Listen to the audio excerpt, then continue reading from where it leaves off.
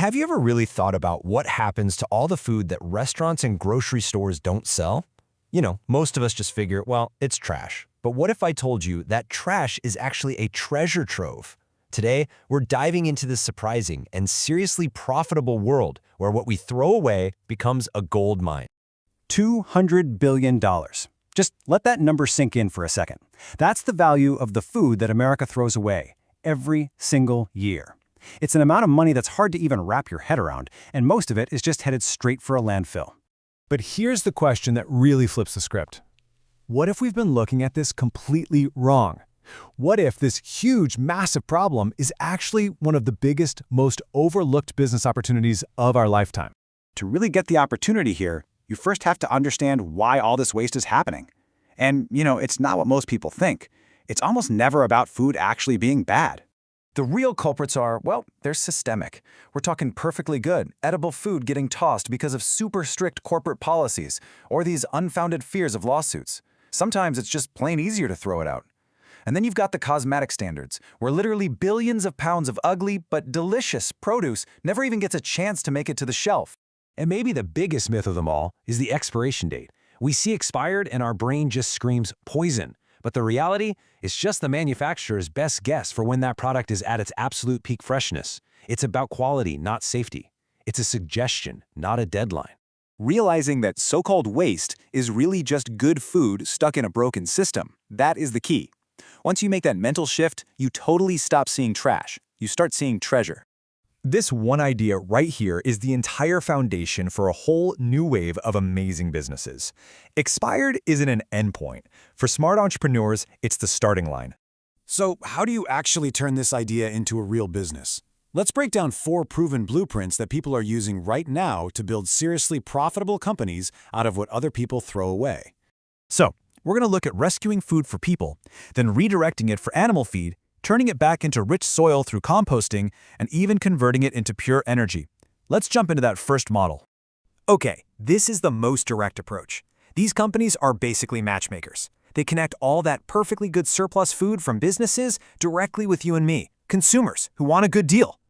And these aren't small-time operations either. You've got Too Good To Go, which kind of gamifies it. You can buy a surprise bag of a cafe's amazing unsold pastries at the end of the day for cheap.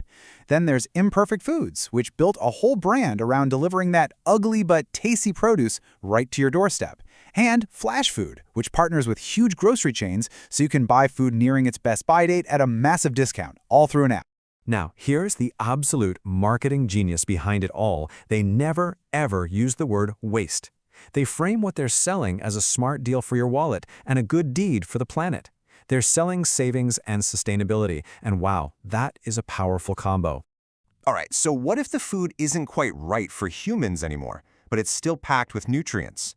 Well, there's another massive market out there that's always hungry: animals. This is just a classic example of a circular economy, right? The waste from one thing becomes a valuable resource for another. Bakeries sell unsold bread to farms, grocery stores send their veggie trimmings off, and breweries sell that spent grain from making beer as a high-protein feed for cattle. The economics here are just so powerful. Your main ingredient, the food waste, you get it for next to nothing, sometimes even for free.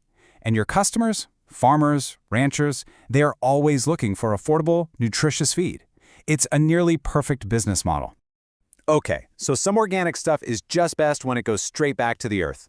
This next model is all about creating high-quality compost, turning food scraps into what farmers and gardeners literally call black gold. And the customer base for this? It's huge and it's diverse. You can sell it in bulk to big organic farms, you can bag it up for local garden centers, or you can market it directly to the millions of people who are getting into home gardening. And there's a really cool extra benefit to this model. Because you're providing an environmental service, you're keeping waste out of landfills and making a sustainable product, you can often tap into government grants and green subsidies. That's a whole other revenue stream right there.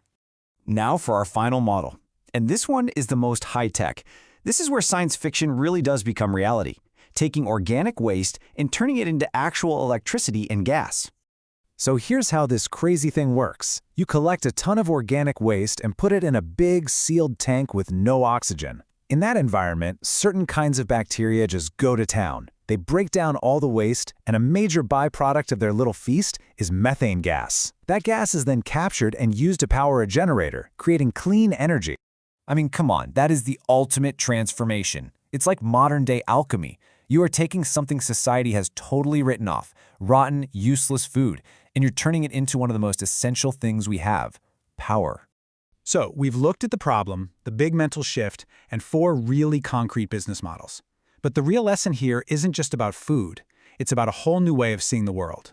The big takeaway is this: what we call waste is almost always just a resource that hasn't found its proper home yet. It's an inefficiency in a system. And you know what? Wherever there's inefficiency, there's always opportunity. And that brings us to the final question, and this one's for you. Look around, in your job, in your community, in your daily life. What's being thrown away or overlooked? What waste out there could actually be your goldmine?